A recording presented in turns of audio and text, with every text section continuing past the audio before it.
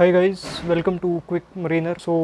आज की वीडियो में बात करूंगा मर्चेंट नेवी ज्वाइनिंग के पार्ट 2 के बारे में। अगर आपने पहला पार्ट नहीं देखा है तो मैं वीडियो के डिस्क्रिप्शन में उसका लिंक डाल दूंगा, आप जाकर देख सकते हो। तो इस वीडियो में मैं बात करूंगा कि कौन से इंस्टीट्यूट है जिनका क्राइटेरिया बड़ा है और कौन से ऐसे इंस्टीट्यूट है जो डीएनएस कंडक्ट करवाते हैं फेब 2025, और आगे आने वाले जो भी कॉलेज होंगे आपको एक आइडिया मिल जाएगा कि मैं इस कॉलेज में भी अपना फॉर्म फिल कर सकता हूँ। So let's start the video without doing any delay.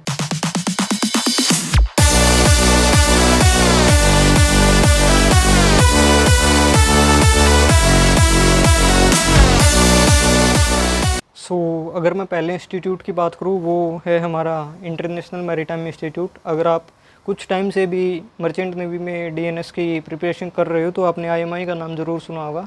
Grade A1 का जो ये हमारा इंस्टीट्यूट है। पीसीएम की अगर मैं इसकी बात करूँ तो 65% है। इंग्लिश में भी आपके 65% होने चाहिए। इसका क्राइटेरिया जो है बड़ा है। इसका पहले पीसीएम में होता था 60%, इंग्लिश में होता था 50%। अगर आप बीएससी आपने की है किसी भी स्ट्रीम से तो आपके बीएससी के जो फाइनल ईयर का जो स्कोर होना चाहिए वो होना चाहिए 60% marks in the final year. Male category की अगर मैं बात करूँ एज रिलैक्सेशन की, general up to 25, OBC up to 28, SC ST up to 30, और फीमेल में जनरल के जो एज कैटेगरी है वो 27, ओबीसी की है 30 और एससी एसटी की है 32। और जो हमारा नेक्स्ट है वो है गणपत यूनिवर्सिटी, जो कि 24 अगस्त बैच से ही डीएनएस करवाना उन्होंने स्टार्ट किया है। उसका जो पीसीएम परसेंटेज रहेगा वो रहेगा 60%, इंग्लिश में रहेंगे 50%। Awaiting also can apply in this. जो हमारा थर्ड इंस्टीट्यूट है वो है सिम्स समुद्रा इंस्टीट्यूट ऑफ मैरीटाइम स्टडीज़। इसमें ईएसएम आती है जो कि एग्जीक्यूटिव शिप मैनेजमेंट, काफ़ी अच्छी कंपनी है। पीसीएम की अगर मैं बात करूँ तो मिनिमम 60% आपके पीसीएम में होने चाहिए और ओवरऑल जो है वो भी आपके 60% होने चाहिए। ये बात आप ध्यान से सुन लेना, पीसीएम तो 60% होनी चाहिए, ओवरऑल भी 60% आपके होने चाहिए। फिजिक्स और मैथ में आपके 50% होने चाहिए इंडिविजुअली। और जो आपका स्कोर रहेगा, और अगर मैं फिजिक्स और मैथ की अगर बात करूं तो दोनों को मिला के भी आपके 60% होने चाहिए। एग्रीगेट जिसको हम दोनों का मिला के जो हम बनाएंगे वो भी आपके 60% इसमें होने चाहिए। और जो एज की अगर बात करूँ तो मिनिमम 17 है, up to 20 can apply in this CIMS. Okay, जो हमारा नेक्स्ट इंस्टीट्यूट है वो है Anglo Eastern Maritime Academy. PCM इसके 70 होने चाहिए, ओवरऑल 65% होने चाहिए, मैक्सिमम एज अप टू 25 है। एंग्लो का जो क्राइटेरिया वो अगस्त 2022 में बढ़ा था। जब मैं भी प्रिपरेशन कर रहा था मैंने तब भी वीडियो डाला था कि इसका अपडेटेड जो क्राइटेरिया रहेगा वो क्या रहेगा। अब क्राइटेरिया हमारा एक और मैं पॉइंट इसमें ऐड करना चाहूँ, क्राइटेरिया क्यों बढ़ रहा है? बिकॉज ऑफ द कंपटीशन को कम करने के लिए जो कंपनी है, जो इंस्टीट्यूट है, वो अपना क्राइटेरिया बढ़ा देते हैं ताकि जो कैंडिडेट्स की जो अमाउंट है या जो स्ट्रेंथ है वो कम कर सकें।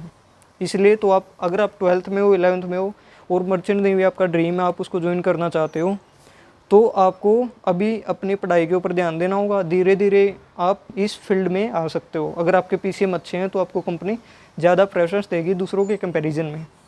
नेक्स्ट हमारा इंस्टीट्यूट है वो है टीएस रहमान।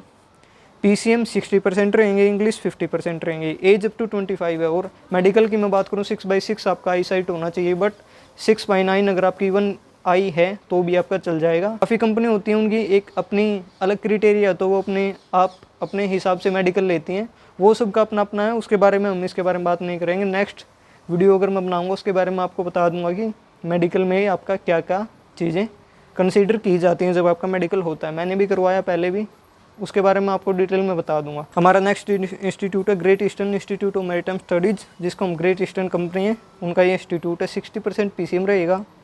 नियोस या ओपन बोर्ड जो होता है हमारा डिस्टेंस लर्निंग जिसको आप बोलते हैं, वो कैंडिडेट इसमें अप्लाई नहीं कर सकते, वो एलिजिबल नहीं है इसके लिए। नियोस बोर्ड की मैं अलग से एक वीडियो बनाऊंगा, उसमें पहले भी मैंने बनाई है, बट उसमें काफ़ियों को अब भी कन्फ्यूज़न है कि नियोस बोर्ड वाले किस कंपनी में अप्लाई कर सकते हैं। वो क्राइटेरिया भी मैं आपको बता दूंगा किसी आने वाले नेक्स्ट फ्यूचर में या किसी वीडियो में। और अगर इसकी मैं ग्रेट ईस्टर्न के बारे में एक और मैं आपको बात बताऊँ, मान के चलिए आप किसी स्टेट बोर्ड से आपने जो 12th है वो किया, आपका एक एग्ज़ाम रह गया, तो सेम आपको उसी बोर्ड से जो एग्ज़ाम वो है देना होगा। अगर आपने किसी अदर बोर्ड से जो आप रीअपीयर जिसको बोलते हो वो दिया तो आप इसके लिए एलिजिबल नहीं होगे, ये आपको ध्यान रखना है।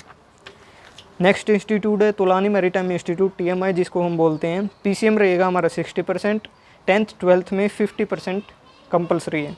एज अप टू 25 है। इसमें shipping companies prefer candidates with 70% PCM in first attempt. ये उनकी साइट पर मैंने पढ़ा था, इसलिए मैंने ये आपको पॉइंट बता दिया।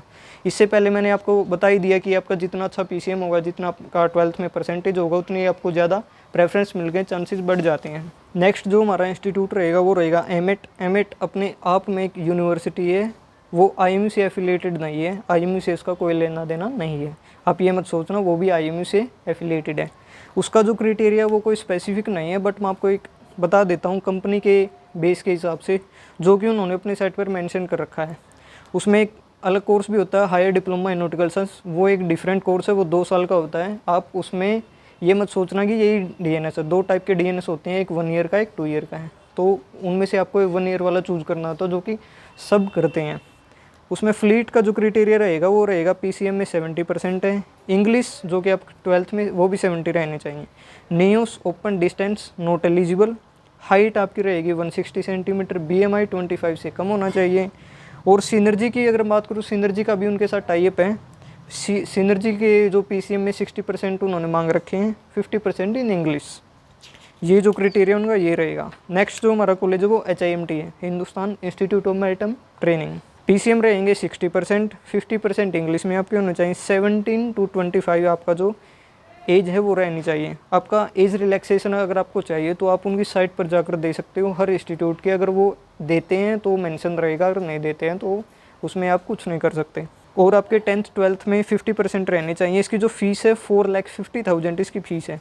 अब ये मत सोचना मैंने ये दूसरे इंस्टीट्यूट की फ़ीस क्यों नहीं बताई, क्योंकि जो मेरे को सामने डिटेल दिखी थी मैंने वो आपकी बता दी। काफ़ी इंस्टीट्यूट मेंशन नहीं करते हैं।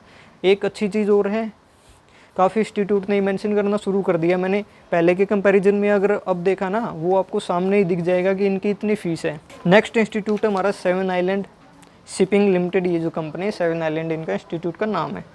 PCM रहेंगे आपके 65%, 50% आपके इंग्लिश में होने चाहिए, 10th 12th दोनों में। फ़ीस रहेगी 743 के, जो कि 7,43,000 है, बहुत ज़्यादा फ़ीस है।